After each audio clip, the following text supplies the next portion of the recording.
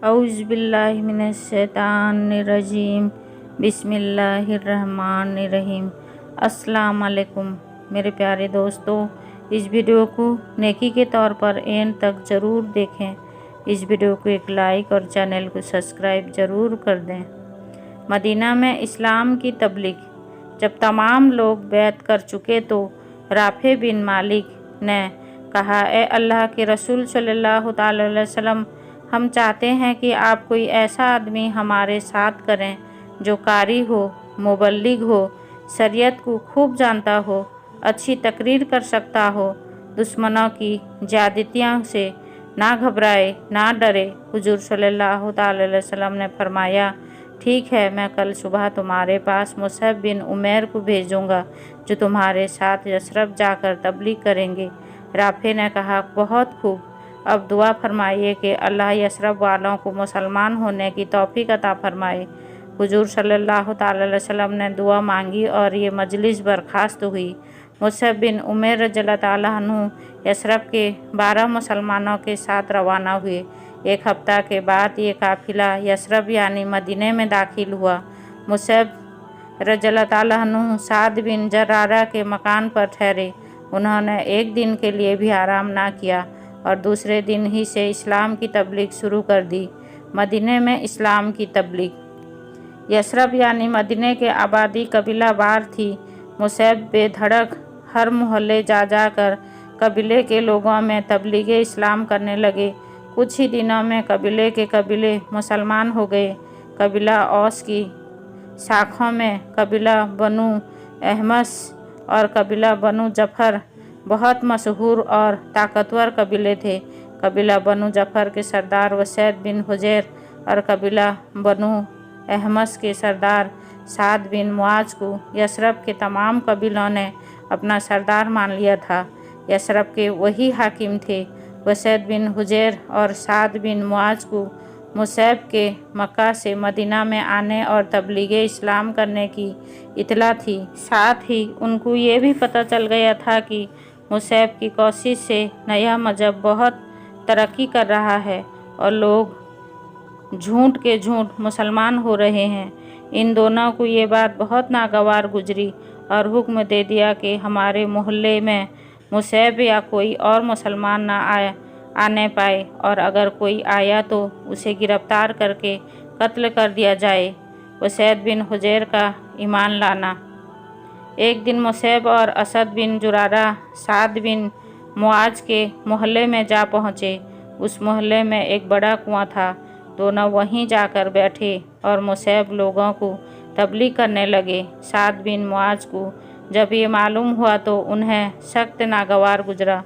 उन्होंने वसैद को बुलाकर कहा, देखो वसैद, मुसअब व असद की दलेरी बहुत बढ़ गई है। उन्होंने यसरब यानी कि मदीने के तमाम लोगों को बहकाकर अपने मजहब में दाखिल कर लिया है। अब हमारे मोहल्ले वालों को बहकाने आए हैं। ये दोनों ऐसे हैं कि मेरे इम्तिनाई हुक्म की भी परवाह नहीं थी। क्या हमें इस जिल्लत और इन दोनों की इस दलेरी को बर्दाश्त कर लेना चाहिए? कभी ना करना चाहिए। वसैद ने कहा, ये तो बड़ा जिल्लत की बात है। तुम सच कहते हो वसैद। देखो, असद मेरा खलेरा भाई है, इसलिए मैं उसका लिहाज करता हूँ। तुम जाओ और दोनों को कुएं पर से उठा दो और कह दो कि हमारे मोहल्ले में कभी ना आए। अगर फिर से आएंगे तो हम उन लोगों को कत्ल कर डालेंगे। वसैद अच्छा कहकर उठे और तलवार लेकर कुएं के पास पहुँचे। वहाँ बहुत से लोग खड़े थे। मुसअब कुछ तकरीर कर रहे थे और लोग खामोशी से सुन रहे थे। ये लोग उसी मोहल्ले के थे। वसैद उन पर बहुत बिगड़े। देखते देखते सब अपने अपने घरों को चले गए। एक आदमी भी वहाँ खड़ा ना रहा। सिर्फ मुसअब और असद ही वहाँ रह गए। वसैद बढ़कर दोनों के पास पहुँचे। चूँकि वो गुस्से में थे इसलिए करीब पहुँचते ही कड़क कर बोले, मुसअब, तुमने यसरब में आकर एक भारी फितना खड़ा कर दिया है।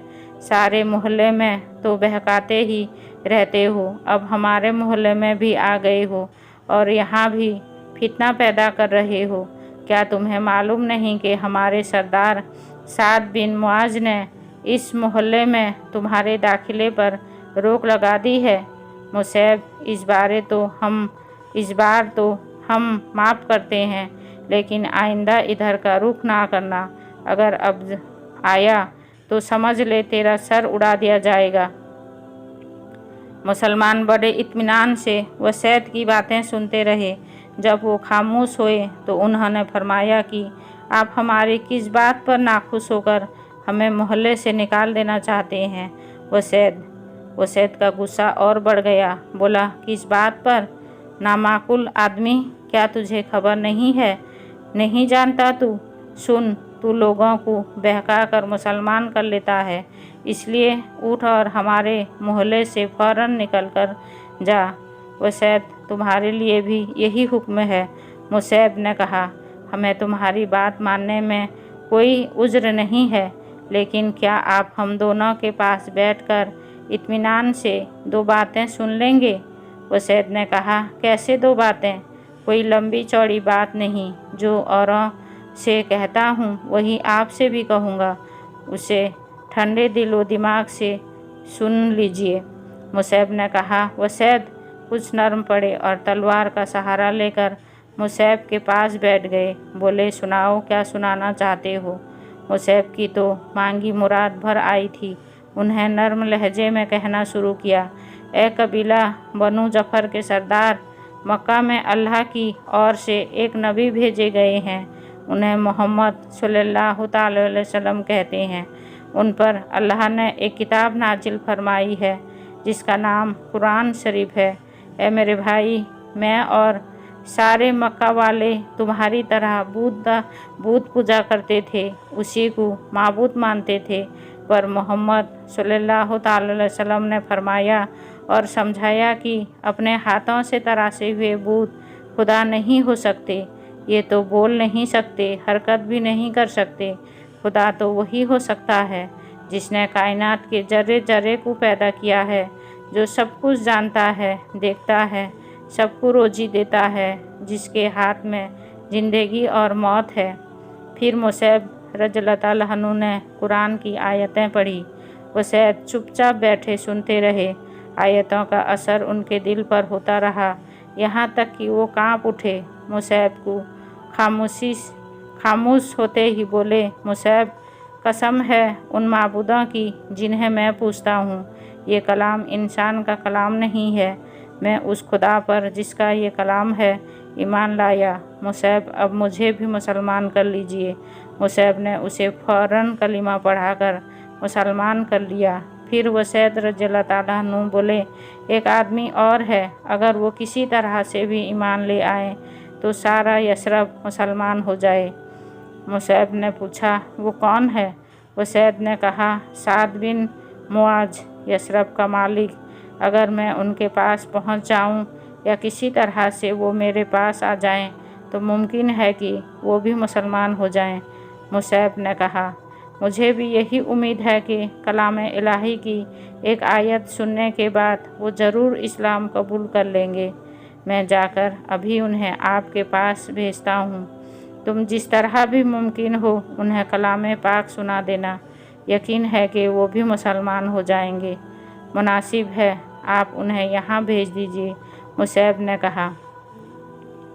साद बिन मुआज और पूरा कबीला के इस्लाम को आगे में वसैद रज़ियल्लाहु अन्हु साद के पास पहुँचे। देखते ही उन्हें पूछे, क्यों वसैद मुसैब और असद को निकाल आए? नहीं, वसैद रज़ियल्लाहु अन्हु ने कहा, वो नहीं गए। साद को गुस्सा आ गया, तलवार हाथ में ली और ये कहते हुए चले कि उनकी इतनी हिम्मत।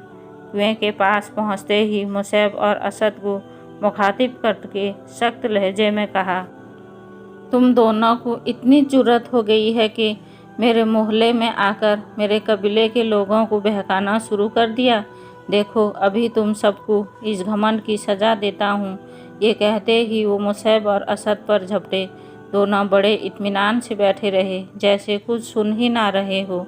साद को और गुस्सा आ गया, तलवार मयान से खींच ली और चीखे, जिसे मौत आ गई हो उसे कौन बचा सकता है? होशियार हो जाओ। मुसैब ने बड़ी नरमी से कहा, ए यशरब के मालिक, आप हम दोनों पर इतने खपा क्यों हो रहे हैं? उसने गजबनाक होकर कहा, क्यों खपा हो रहा हूँ अभी मालूम हो जाएगा।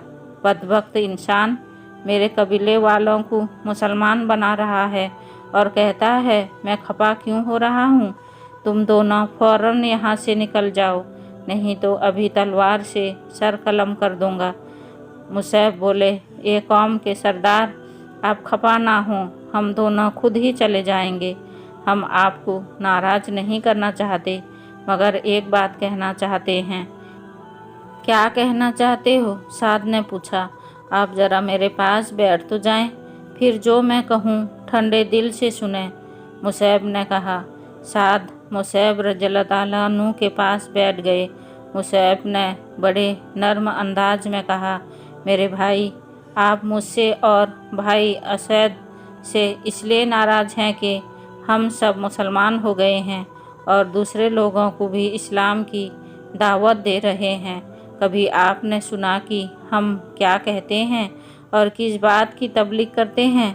मेरे आपके और तमाम अरबों के बाप दादा बुत परस्त थे, हम उन्हें माबूद मानते थे। लेकिन ए बुज़ुर्ग और अक्लमंद इंसान, मक्का में मोहम्मद सल्लल्लाहु अलैहि वसल्लम ने ऐलान किया कि खुदा वो ज़ात है जिसने दुनिया जहां को पैदा किया है, इंसान को मिट्टी से बनाया है। सभी इंसान उसके बंदे हैं। इबादत के काबिल खुदा है वो खुदा जो मुर्दा को जिंदा और जिंदा को मुर्दा करता है, जो कलाम रसूल सल्लल्लाहु अलैहि वसल्लम पर नाजिल हुआ है, उसी खुदा का है। फिर उसके बाद मुसैब रज़ियल्लाहु ताला अन्हु ने अल्लाह का कलाम सुनाया। साथ बड़े ध्यान से अल्लाह का कलाम सुनते रहे। उनका बदन कांपने लगा, आँखों से खौफ व हरास जाहिर हो रहा था, चेहरे पर रौब छा गया। उन्होंने जल्दी से कहा, उफ़, कितना असरदार कलाम है, इसने तो मेरा दिल खींच लिया, मेरा कल्ब रोशन हो गया। आँखों से गुमराही के तारी पर्दे उठ गए। मुसैब, मेरे मेहरबान मुसैब, मुझे माफ़ कर दो, मैंने तुम्हारी शान में गुस्ताखी की है। ये कहते ही साद हाथ जोड़कर खड़े हो गए। मुसैब ने उठकर हाथ पकड़कर अपने पास बिठा लिया। फिर साद के कहने पर मुसैब ने साद को कलीमा पढ़ाया। साद मुसलमान हो गए। साद रज़ियल्लाहु ताला अन्हु ने मुसैब को खिताब करते हुए कहा, मुसैब, अब तुम मेरे गरीब खाने पर चलो। वहीं चलकर मैं अब अपने पूरे कबीले को इस्लाम की तालीम दूंगा और मुझे यकीन है कि मेरा कबीला पूरे का पूरा इस्लाम कबूल कर लेगा।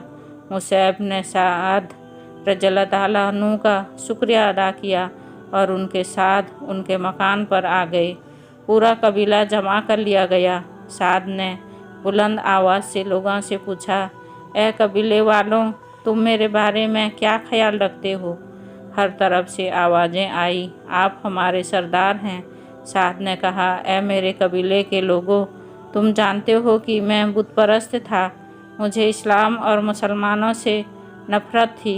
मैंने ऐलान कर दिया था कि मेरे कबीले का जो आदमी मुसलमान बनेगा उसे सख्त सज़ा दूंगा। अब सुनो और गौर से सुनो। मैं मुसलमान हो गया हूँ। मैंने इस्लाम को खूब अच्छी तरह समझ लिया है। उससे अच्छा कोई मज़हब नहीं है। मैं चाहता हूँ कि तुम सब भी मुसलमान हो जाओ, लेकिन हम तो इस्लाम के बारे में कुछ नहीं जानते। हम कैसे इस्लाम कबूल करें? कुछ आवाज़ें आई। साद रज़ियल्लाहु ताला अन्हु ने कहा, तुमने ये अक्लमंदी की बात की है।